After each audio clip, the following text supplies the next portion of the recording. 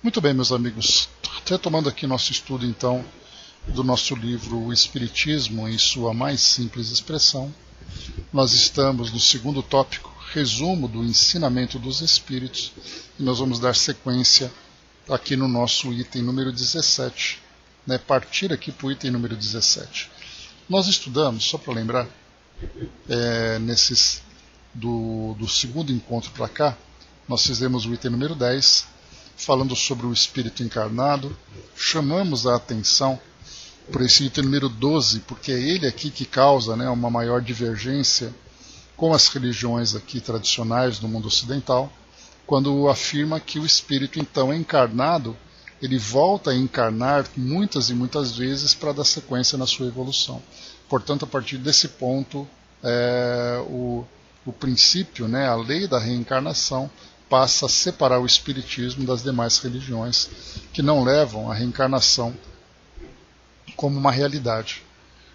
Inclusive combatem a própria reencarnação, trabalhando em cima da ideia de uma existência única aqui no nosso mundo e a partir dessa existência única determinando o futuro do espírito de uma forma definitiva. Então, a felicidade eterna ou a punição eterna. Vai falando para nós aqui um pouquinho sobre a programação reencarnatória, sobre as tarefas que deve cumprir. Cada existência coloca para ele as experiências de provação, de resgate, que vai fazendo com que ele se aproxime cada vez mais do seu objetivo. E mais do que isso, o número de existências também é indeterminado. Então, por isso, o espírito deve trabalhar para alcançar a sua conquista. Falamos também aqui quando mal empregada, o espírito volta em condições mais difíceis, e quanto mais perto, quanto mais próximo, quanto mais afinizado se encontra com as leis de Deus, mais rápido ele chega nesse objetivo, que é a sua depuração. A vida espiritual é a vida normal do espírito, e a vida corpórea é uma vida passageira, inclusive, que essa vida passageira não representa mais do que um instante diante da eternidade. E aqui então falava sobre a erraticidade, aquela condição de erraticidade, que o espírito então é aquele intervalo onde ele faz ali toda a revisão da sua existência, faz uma nova preparação e uma programação para uma existência futura. Então, nós temos ali que esse estado pode ser para o espírito feliz ou infeliz, dependendo do modo como ele viveu aqui as suas experiências. E nós concluímos esse 16, que isso inclusive trouxe para nós aqui uma reflexão bastante interessante ontem, que ele estuda as causas que adiantaram ou retardaram o seu progresso espiritual. Toma decisões que deseja colocar em prática na próxima reencarnação e escolhe ele mesmo as provas que considera mais adequadas ao seu progresso. Algumas vezes ele se engana ou é vencido por não conseguir cumprir como homem as resoluções que tomou como espírito. Então a gente falava aqui que essa informação e essa afirmação ela deve ser dentro de uma relatividade, porque depende muito das condições do espírito, porque como nós conversamos ontem, muitos espíritos chegam ao mundo espiritual ainda muito presos às vivências, às experiências que ele experimentou durante a sua vida terrena. Portanto, ele desencarna, mas a sua consciência continua encarnada, muito presa ainda à sua personalidade, às experiências vivenciadas. Enquanto que outros espíritos, embora tenham ali ainda resquícios, marcas da sua existência anterior, da sua última existência, ele já tem ali uma consciência da sua realidade e ele tem ali mais liberdade, maior capacidade de participar da sua programação. Então esse foi o ponto que nós conversamos. Bom dia, embaixador. Muito bem, seguindo nessa mesma linha de programação reencarnatória, erraticidade e tudo mais, pois é, Brasa, a gente viu muito isso com André Luiz, espíritos rebeldes, revoltados, inconformados com essa realidade, mas não há muito o que se fazer. O espírito simplesmente está do outro lado e tem que lidar com isso.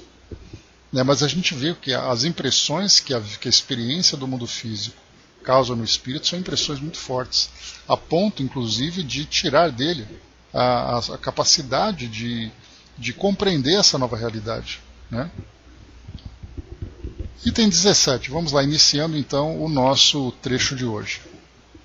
O espírito que comete erros acarreta para si mesmo sofrimentos morais no mundo dos espíritos, e quando encarnado, aflições físicas durante a vida corporal. Seus sofrimentos são consequências de suas faltas, isto é, da sua infração às leis de Deus, visto que elas representam, ao mesmo tempo, expiação do passado e provação para o futuro. É dessa maneira que o orgulhoso pode passar por uma experiência de humilhação, o tirano de uma de servidão, o mal rico de uma miséria. Então a gente viu aqui, falando agora sobre causa e efeito, né? Aquilo que o espírito vivencia no mundo físico, volta ao mundo espiritual trazendo ali a sua repercussão, e depois ele volta ao mundo físico trazendo ali as limitações que foram impostas, na verdade, pela sua própria consciência, né, ou pelas leis, né, de Deus, que vão proporcionando ao espírito oportunidades, ainda que seja a contragosto, para que ele possa despertar a sua consciência e evoluir. Então, isso faz parte dessa experiência, né, dessa condição de errante que todos nós estamos. É aquele espírito que passa ainda por esse processo de desenvolvimento. Portanto, o mundo físico, o mundo espiritual, tudo isso para nós, né, essa transição entre esses dois mundos, ela vai se dando ainda com todos esses obstáculos, com todos esses desafios, com essas vicissitudes, né, como um termo que é bastante usado, né, pelos espíritos. Então, essas vicissitudes que são essas alternâncias de situações, né? Então, o espírito ora feliz, ora infeliz. Então, ele fica oscilando porque tudo isso varia de acordo com as escolhas que ele faz. E conforme ele vai amadurecendo psiquicamente, moralmente, ele vai tomando decisões mais assertivas. E, portanto, essas oscilações que muitas vezes acontecem, né, de uma forma tão intensa, ora ele passa por uma situação de ventura, ora ele despenca para a infelicidade, isso vai se tornando cada vez menos frequente até o momento em que ele começa de fato a se alinhar com essas leis naturais e ele passa a viver em harmonia e, portanto, dentro dessa harmonia, ele já não tem mais necessidade de passar por provas e expiações tão dolorosas, né? Então, tudo isso vai dependendo do amadurecimento do indivíduo. Item número 18. Existem mundos que são apropriados aos diversos graus de adiantamento dos espíritos, e onde a existência corporal encontra-se em condições muito diferentes. Quanto mais inferioridade ter o espírito, ou tiver o espírito, tanto mais inferior será o mundo onde ele deve habitar. Na medida em que melhora a sua condição, passa para mundos moral e materialmente superiores. A Terra não é o primeiro, nem o último desses mundos. É, porém, um dos mais atrasados. Então, Kardec reforça nesse livro, nesse resumo, né, exatamente essa questão, né, do nosso planeta. Isso, para nós que somos espíritas, estamos habituados a essas orientações, nós vemos isso com muita facilidade, porque percebemos que o mundo material onde nós estamos traz para o espírito encarnado uma restrição muito grande, quando nós pensamos que o espírito desfruta de uma liberdade exatamente por não ser material. Mas quando ele se encontra incorporado, ele se encontra, na verdade, encarcerado nesse mundo material e sofrendo ali todas as agressões, entre aspas, que o mundo vai proporcionando. As limitações do corpo físico, as necessidades do corpo físico, as necessidades do mundo material, e o espírito, que é esse ser imaterial, tem que se submeter a todas essas restrições. Por isso mostra para nós que o nosso planeta é realmente um dos mais atrasados. Não o mais atrasado, né? Porque como já comentamos sobre isso, se nós quisermos ter uma ideia sobre a posição do nosso planeta hoje, porque o Kardec traz para nós aquela graduação, né? Aqueles 5 níveis de evolução dos mundos. Então ele começa desde os mundos primitivos. Dos mundos primitivos ele passa por mundo de provas e expiações. De provas e expiações ele passa para mundo regenerado. De mundo regenerado ele passa para mundo dos espíritos felizes. E depois ele passa para os mundos angelicais, onde os espíritos puros habitam. Então nós estamos nesse segundo grau, que é exatamente ali o mundo de provas e expiações. Mas para ter uma ideia do que é o mundo primitivo, que é esse primeiro nível, basta nós pegarmos o nosso próprio planeta e voltar no tempo. Não precisamos imaginar quem seriam os seres que viveriam ou que vivem em mundos primitivos. Nós mesmo, voltando na nossa história, nós chegaremos a um ponto onde nós tínhamos ali aquelas sociedades mais primitivas, mais agressivas, em desenvolvimento, são as antigas civilizações do nosso mundo. Estamos nesse processo de admissão para esse novo mundo. Então ali o processo seletivo está acontecendo. Então os mundos primitivos, nós voltamos, por exemplo, época de Babilônia, gregos, romanos, sumérios, mongóis, e etc, etc, etc. Nós vamos encontrar nessas sociedades que começavam a se estabelecer, a criar esses grandes impérios, ali naquele mundo primitivo. E antes disso ainda, isso porque já era nessas sociedades organizadas, falando também de Egito e tantos outros, tantas outras civilizações da nossa história. Esse ponto era o ponto mais alto desses mundos primitivos, porque os homens já estavam ali se organizando em sociedade, desenvolvendo conhecimento, desenvolvendo valores, embora ainda vivendo de uma forma tão atribulada. Mas se nós voltarmos no tempo, no começo dos mundos primitivos, nós veremos exatamente aqueles primeiros espíritos na condição humanoides, ou reencarnando entre os hominídeos, que eram aqueles seres ainda para alcançar a condição humana. Todo esse período é o período de um planeta primitivo. E é por isso, então, que os espíritos dizem, contando as histórias, que muitos daqueles que não têm condições de acompanhar a evolução do nosso mundo seriam ali levados a mundos primitivos ou mundos de provas e expiações no começo do seu desenvolvimento. E lidariam, embora vivendo num planeta como o nosso, onde nós temos ali um grau de conhecimento, um grau de filosofia, um certo grau de valor bastante desenvolvido, voltariam para aquele período antigo para começar a, embora tenha convivido com isso, vai reaprender tudo isso vivendo daquele modo primitivo, que é o que está acontecendo nesse período, como os espíritos dizem, de transição planetária, vivendo naquele expurgo. Expurgo significa você tirar aquilo que é ruim, tirar aquilo que é negativo, e esses espíritos então temporariamente vão viver nesse mundo. É toda a história de Capela, por exemplo, que nós acompanhamos, que Emmanuel trouxe para nós e outros espíritos chegaram a comentar sobre isso, exatamente que esses espíritos que vieram desse planeta, desse orbe, vieram reencarnar num mundo como o nosso. E dada a diferença evolutiva, chegaram aqui encontrando exatamente essa sociedade ainda em desenvolvimento, e lidando com todas as violências, desigualdades, conturbações, etc, etc. Então aqui, essa ideia de pluralidade dos mundos habitados, que foi o tema que foi abordado aqui no item número 10, em todos os mundos espalhados no espaço ocorre a encarnação de espíritos. E aqui então no item 18, Kardec detalha um pouco mais essa questão, falando exatamente que não apenas os espíritos encarnam em mundos espalhados pelo universo. Nós falamos em categorias evolutivas de mundos. Há aqueles ambientes, por exemplo, onde os princípios inteligentes começam a se desenvolver, como aconteceu no nosso planeta. Quando nós falamos ali em torno de 3 bilhões de anos no passado, nosso planeta tem 4,5.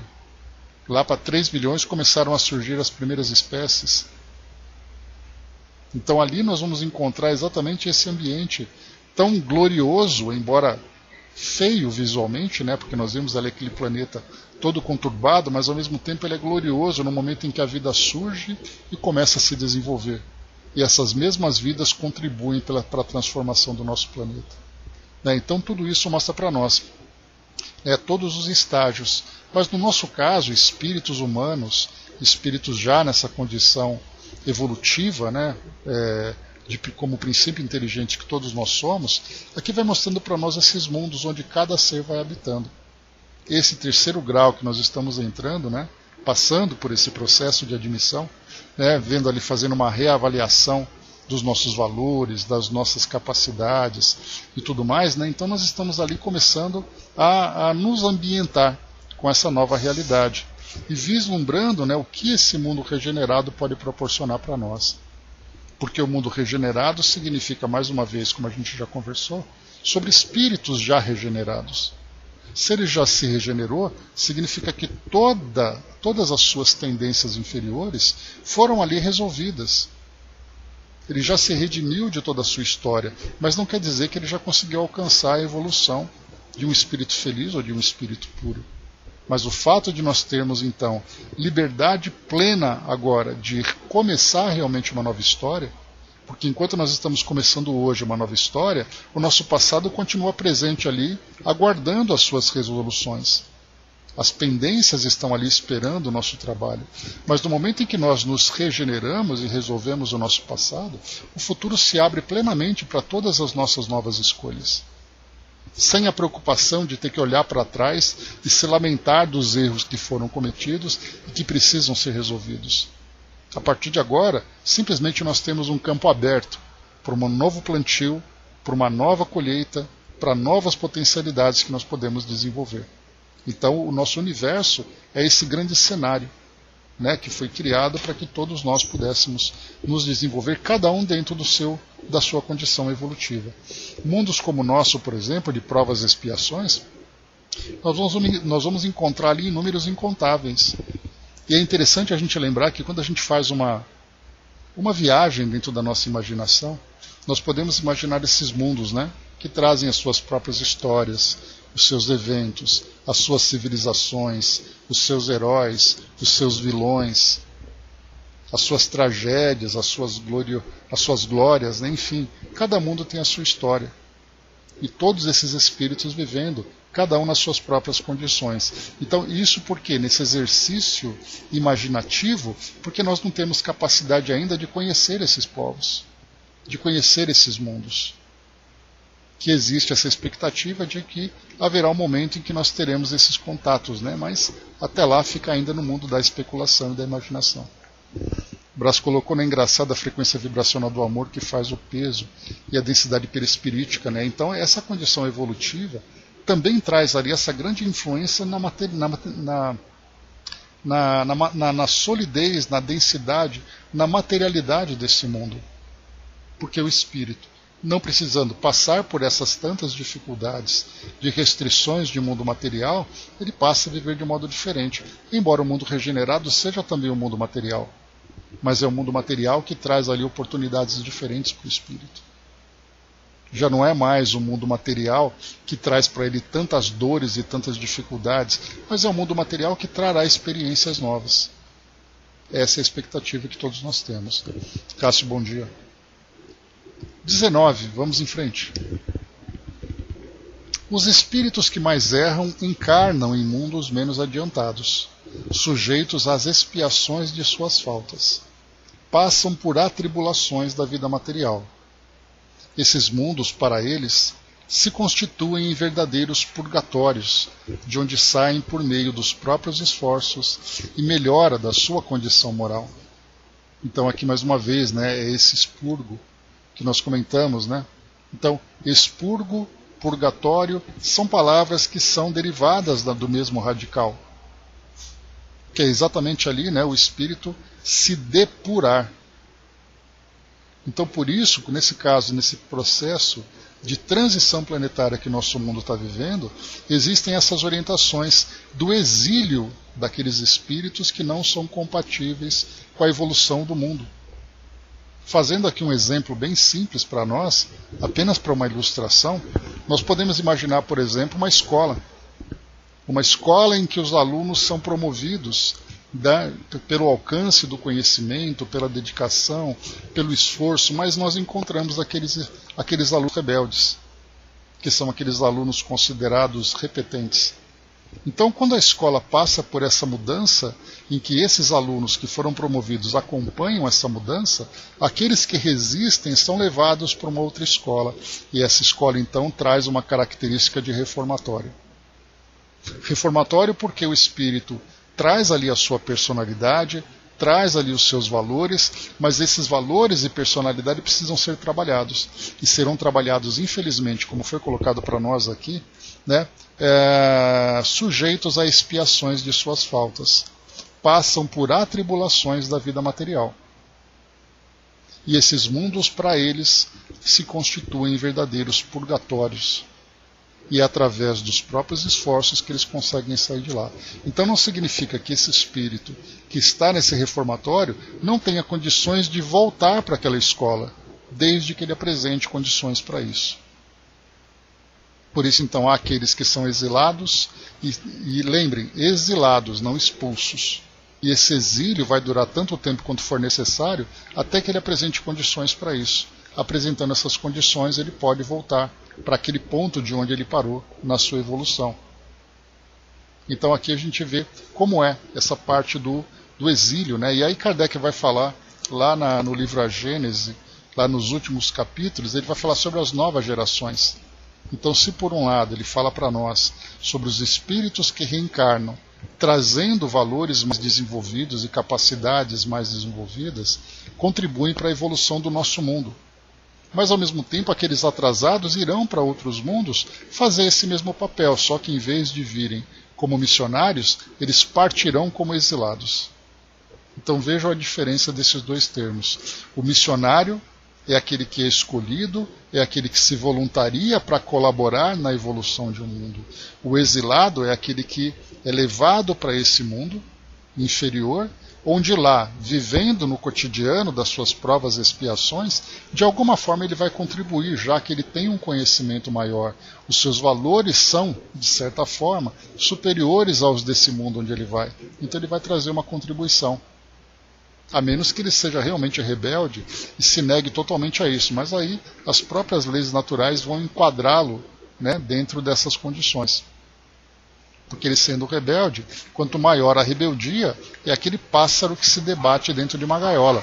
Quanto mais ele se debate, mais ele se machuca. Até o momento em que o próprio tempo vai cuidar para que ele comece então a dizer: não posso mais me debater, porque eu não aguento mais me machucar.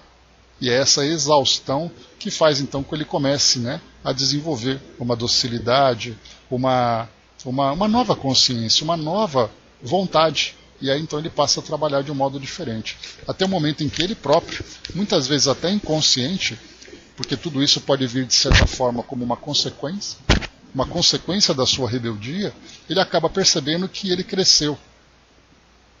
E aí quando ele percebe isso, ele fala: poxa vida, como eu me transformei e eu não tinha me dado conta disso. Então esse 19 mostra para nós essa fase de transição entre mundos e da mesma forma também, né,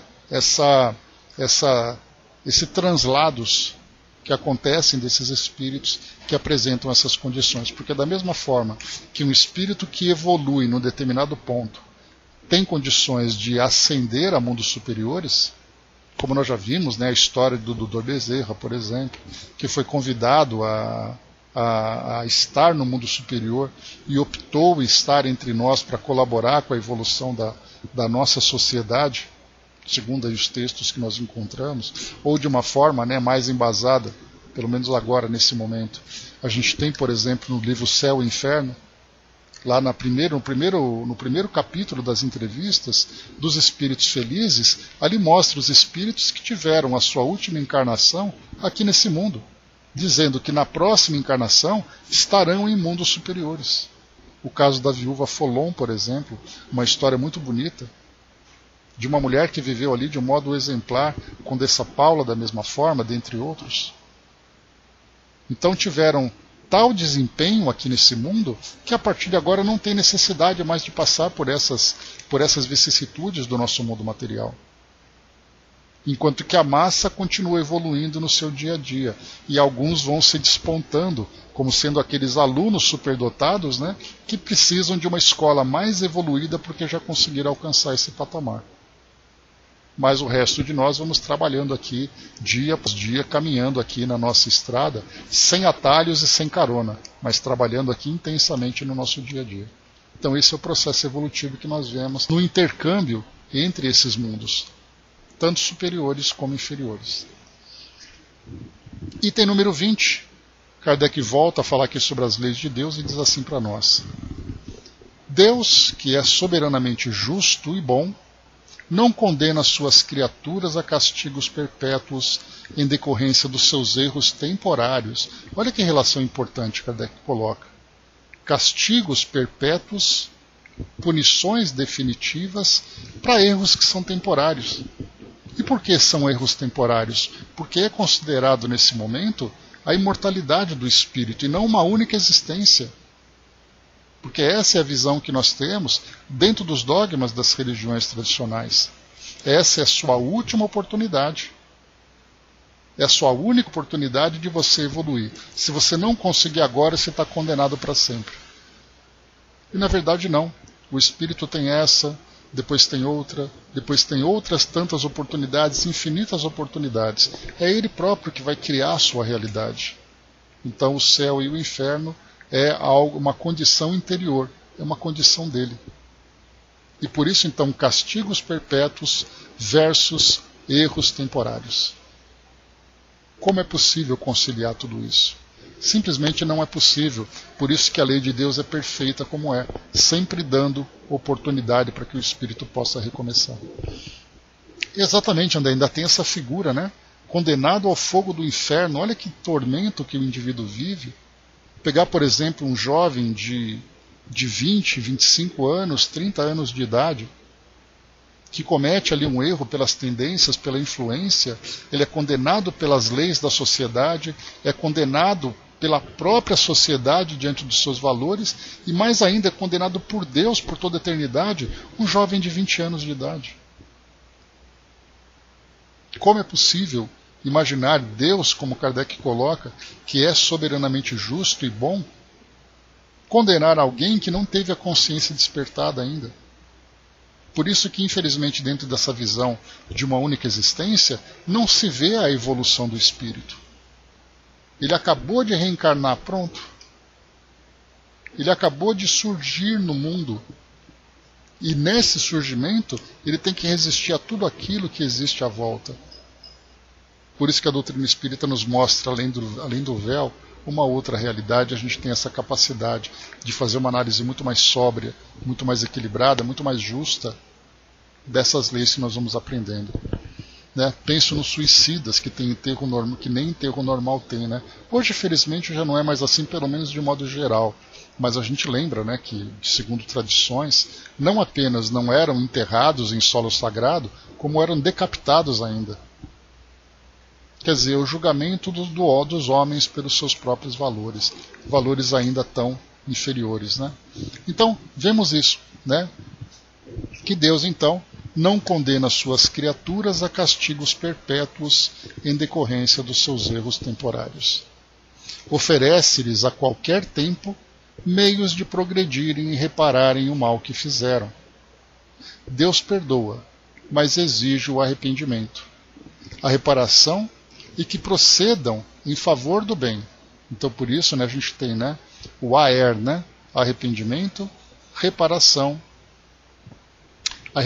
expiação e reparação. E que procedam em favor do bem. Sempre tem oportunidade de recomeçar.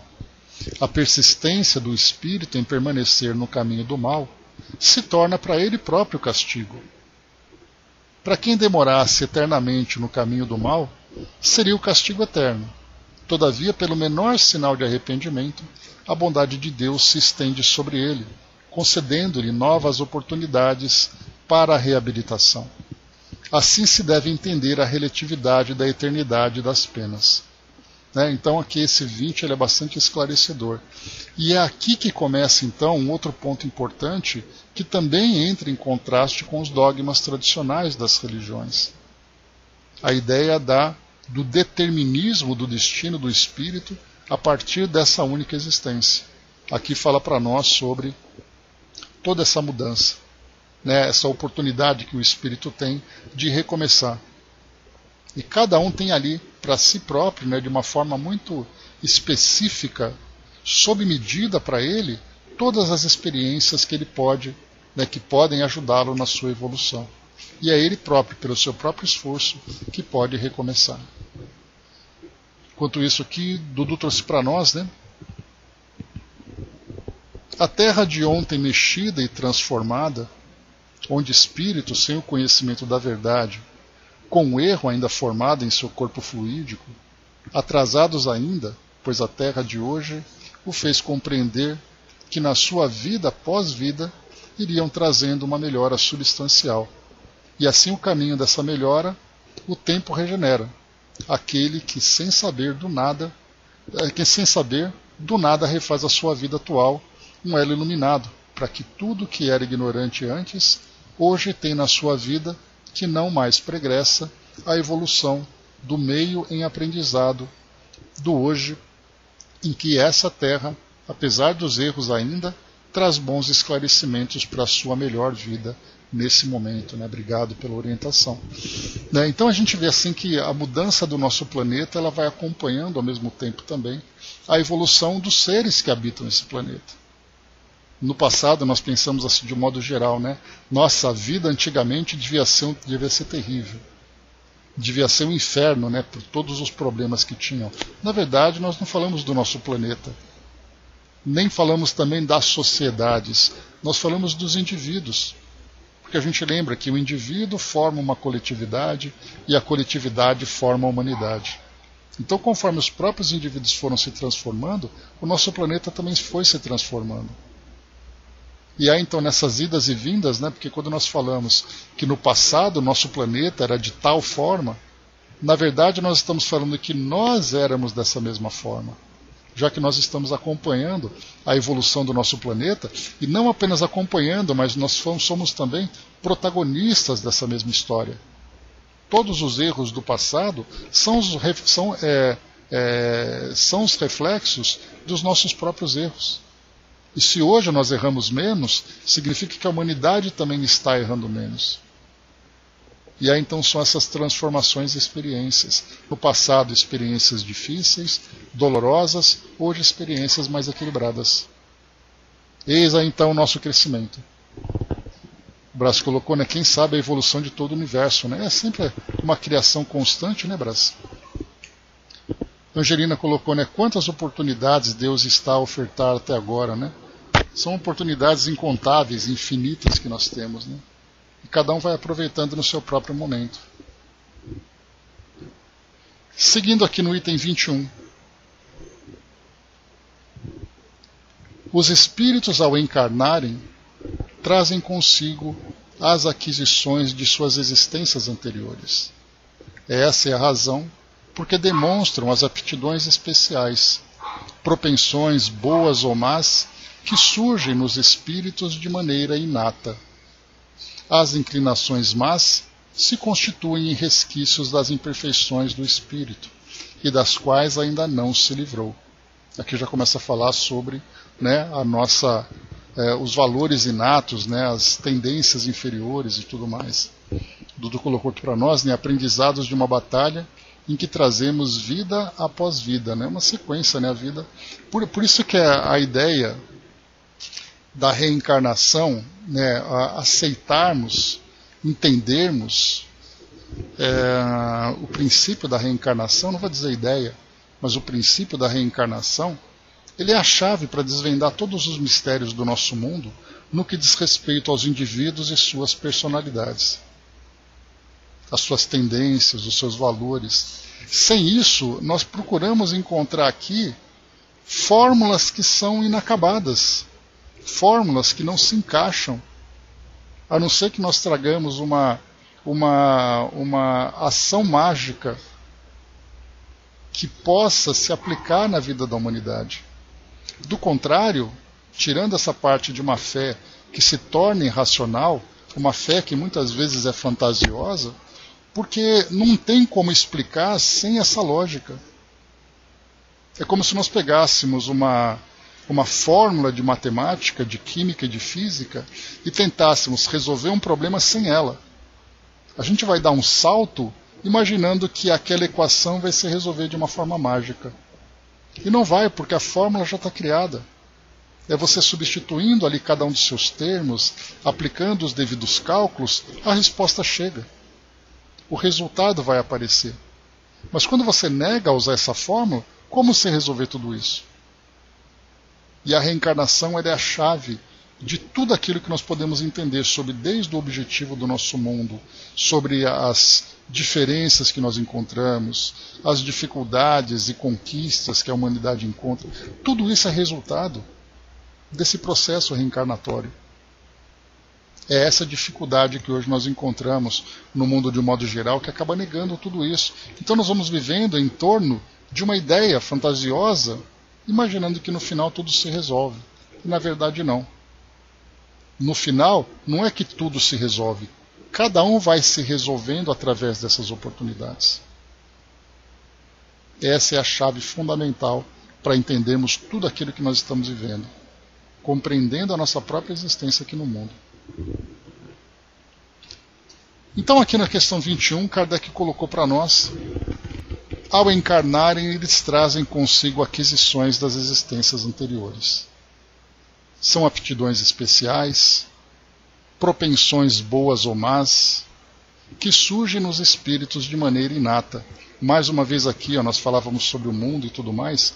Como entender cada um de nós com as nossas personalidades e valores, com as nossas tendências e aptidões, sem imaginarmos que tudo isso foi conquistado durante uma longa trajetória que cada um de nós vivenciou.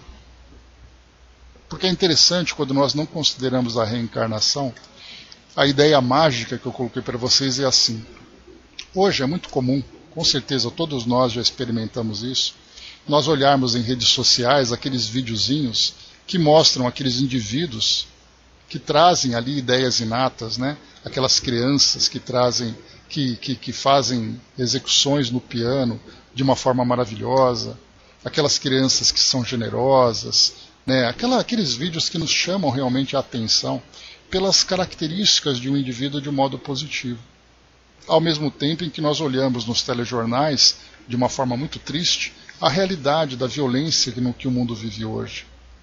Desde as situações urbanas até as situações de guerras. Vemos ao mesmo tempo também, né, no nosso mundo hoje, as grandes diferenças sociais em que nós encontramos mundos onde muitos irmãos passam por grandes misérias e ao mesmo tempo ambientes onde existe uma superestrutura confortável e tudo mais.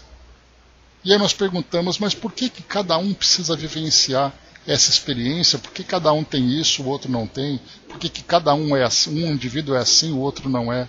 A resposta é simples, porque Deus quer. Porque não tem outra explicação, a não ser que você aceite que esse indivíduo veio se desenvolvendo através do tempo, através da reencarnação. Por isso que sem essa chave, a gente sempre vai apelar pelo miraculoso, sempre vai apelar pelo mágico, e nunca pela realidade.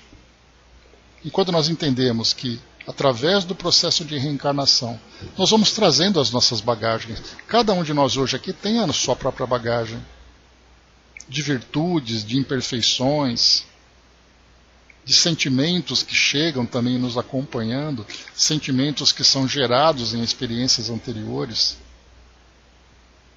grandes confianças, orgulhos, vaidades, angústias, tudo isso são impressões que nós guardamos.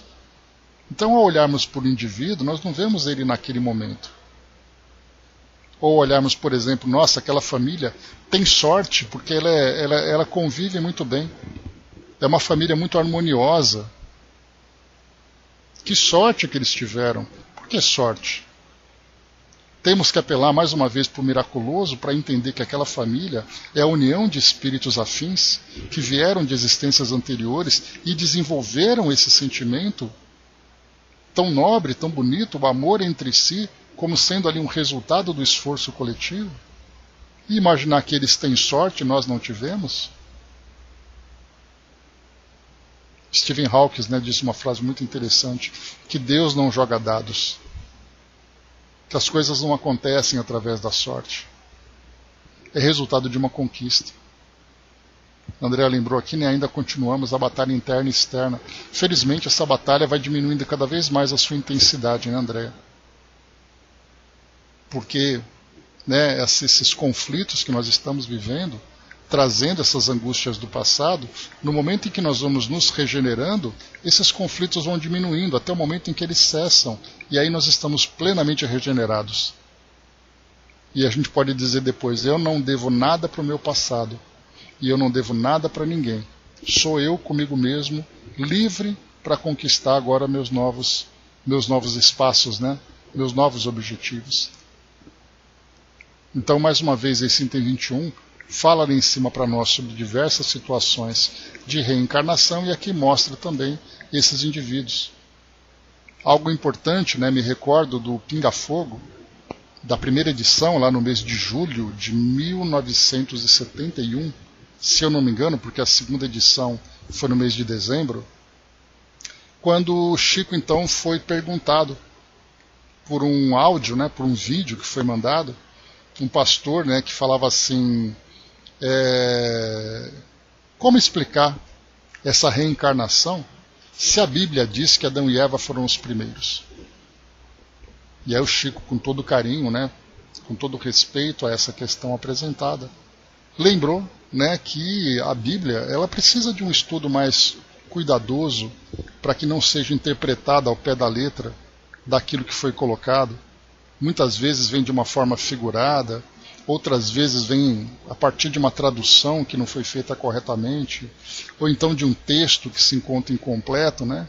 Ele lembrava inclusive sobre Caim e Abel, né, que Caim matou Abel e depois Caim fugiu, e na cidade de Lode ele então casou-se e teve filhos. Como é possível isso, essa incoerência entre Adão e Eva, Caim e Abel, como sendo os 4 indivíduos existentes em todo o planeta, e de repente Caim foge, encontra uma cidade, se casa e tem filhos? E aí ele colocava mais que isso ainda, né, dentro dessa resposta, embasando ali os cuidados do estudo da Bíblia.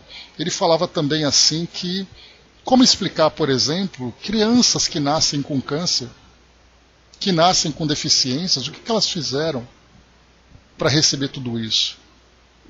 É uma invigilância de Deus? Ou Deus foi imperfeito? Ou Deus simplesmente não se importa?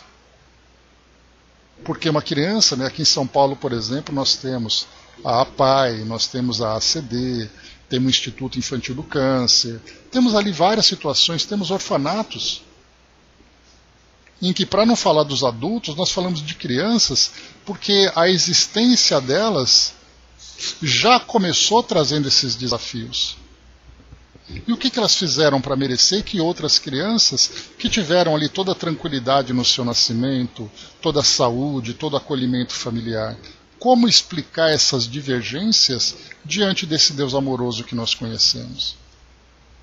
Aí vem a reencarnação.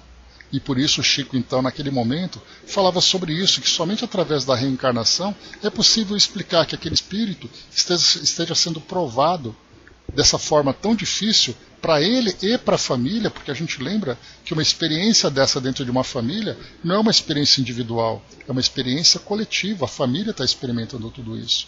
E ao mesmo tempo a própria sociedade também está convivendo com isso.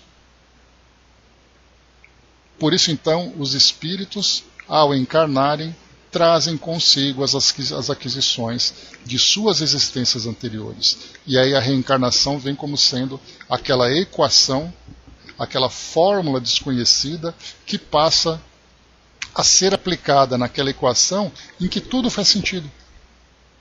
Mas enquanto eu negar tudo isso, eu fico simplesmente relegando ao acaso as coisas, ao miraculoso, ao fantasioso.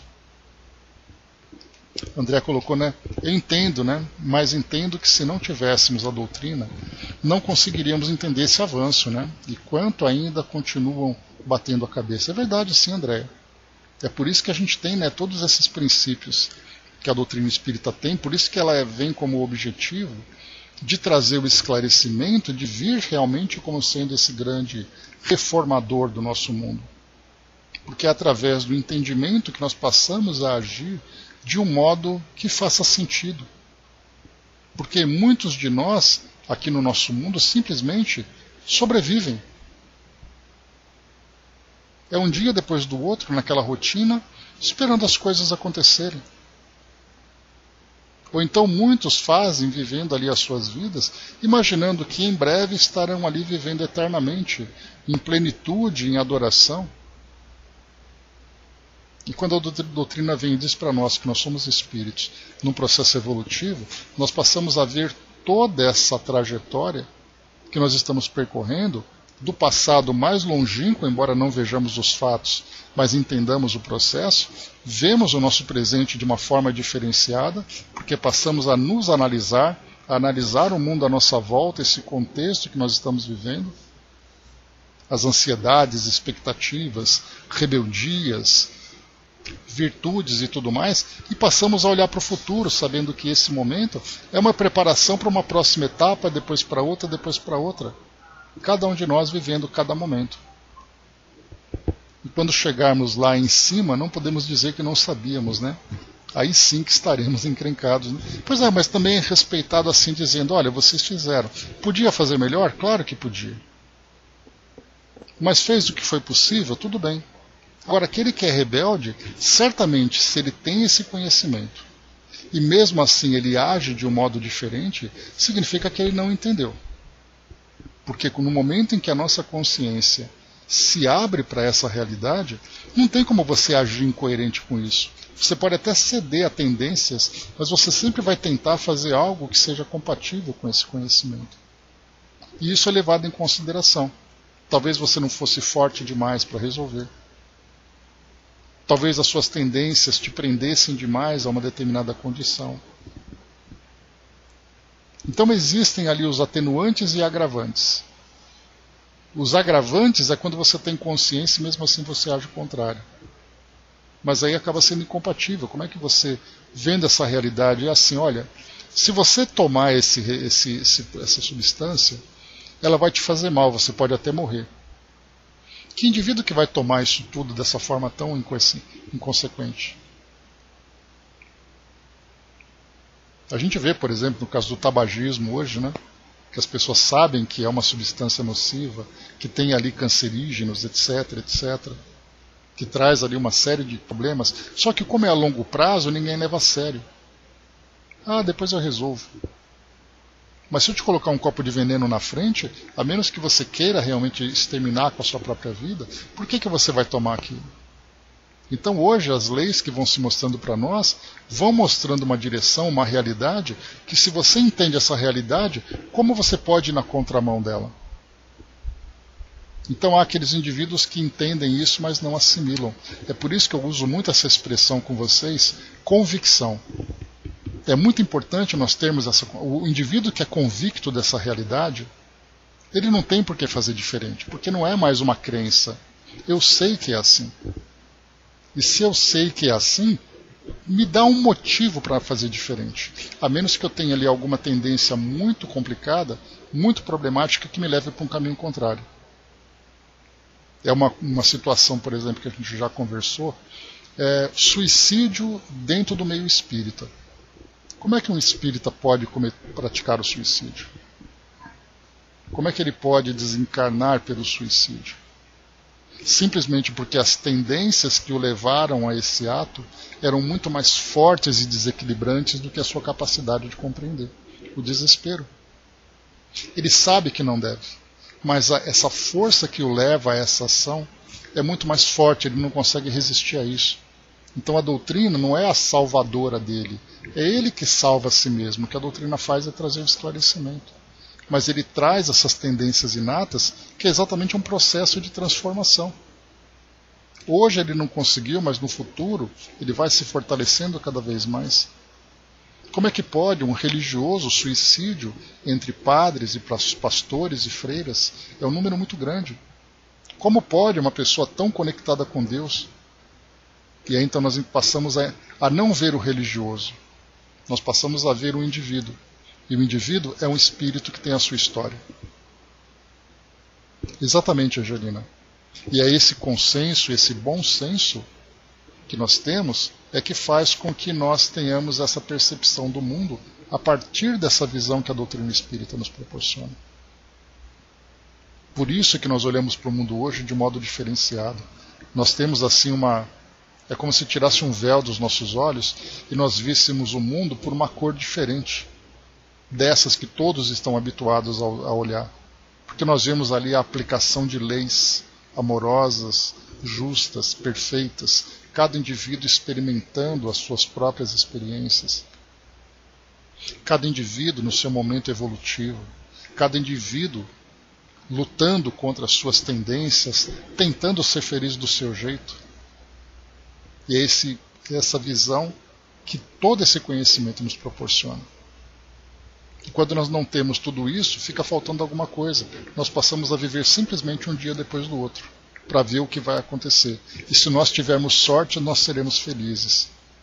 Então, para a grande maioria, a felicidade é sorte. E nós entendemos que a felicidade é conquista. Que se você não é feliz hoje, é porque o seu trabalho está em andamento. Primeiro você tem que sujar as mãos para poder resolver ali, colocar as coisas em ordem. Depois, quando tiver tudo pronto, aí sim você está pronto para ser feliz. E na verdade, mesmo diante das experiências que nós estamos vivendo, que muitas vezes são bastante difíceis, essas dores são dores que trazem o perfume da felicidade. Porque nós sabemos que hoje esse trabalho doloroso, ele é parte do conserto que nós estamos fazendo. Conserto com S, né? O conserto de reparar, de transformar, de consertar as coisas. Então saber que nós estamos aqui vivendo essa luta, porque essa luta é parte dessa conquista, nós já estamos ali num caminho bastante adiantado. E para finalizarmos, meus amigos, temos aqui o próximo item. Deixa eu ver aqui. Não vou nem entrar nele, porque aqui a gente vai entrar numa coisa bem diferente, que ele vai falar sobre o esquecimento das existências anteriores. Então aqui, como esse tema merece, né? O Dudu colocou, lembrando que a flor mal perfumada também é perfume, né? Pois é. Então assim, estamos nesse processo de construção. Então a gente fala assim, poxa vida, mas o trabalho é tão duro. Pois é, mas é o trabalho que a gente precisa fazer. E se a gente tiver realmente aquela determinação, a gente sabe assim, olha, eu fiz aquele trabalho duro, mas eu fiz. E quando olha para trás assim, vê todo aquilo organizado. Então, meus amigos, vamos assim, parando por aqui. Mais uma vez, né?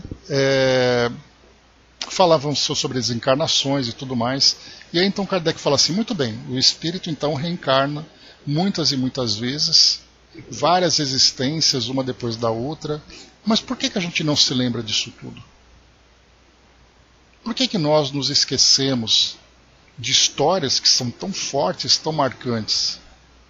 E aí então nesse item 22 ele vai começar a abordar essa questão. Então a gente vai tratar disso amanhã. Lembrando que essa parte do resumo vai até o item 35.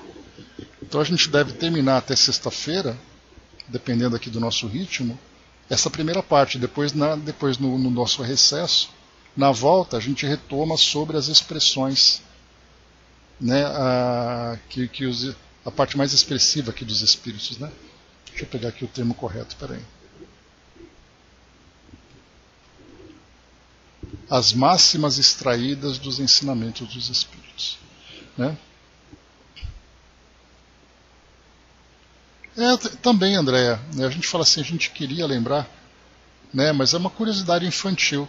Mas realmente, né, a gente sabe que se a gente não se lembra, né, é porque não é para se lembrar e pronto.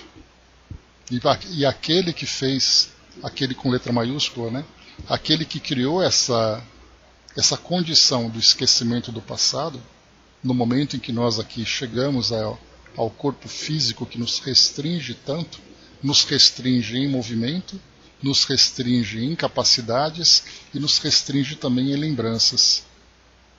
Essa restrição é necessária. Por mais que nós resistamos, né, que muita gente diz assim, mas eu gostaria tanto de me lembrar.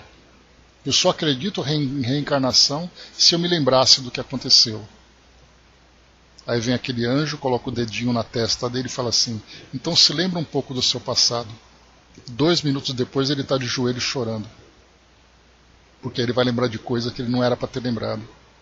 Né? Então assim, mesmo que a gente fique na ignorância, eu não acredito nisso, não tem problema. Né? Legal, também estou gostando bastante, viu, Dudu? Era um livro assim que eu sempre lia, várias vezes eu li para vocês, né? Quando eu pego aqui a minha relação de obras de Kardec, esse livro é passado assim, em sua mais simples expressão. E essa palavra simples, ela quase que desqualifica o livro. Simplesmente porque é simples.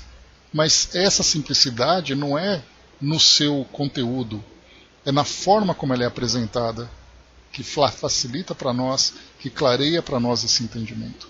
Né? Então, a gente vai aproveitando aqui, né, de uma forma muito saudável esse conteúdo todo, aprendendo, revisando, refletindo sobre tudo aquilo que ela proporciona para nós.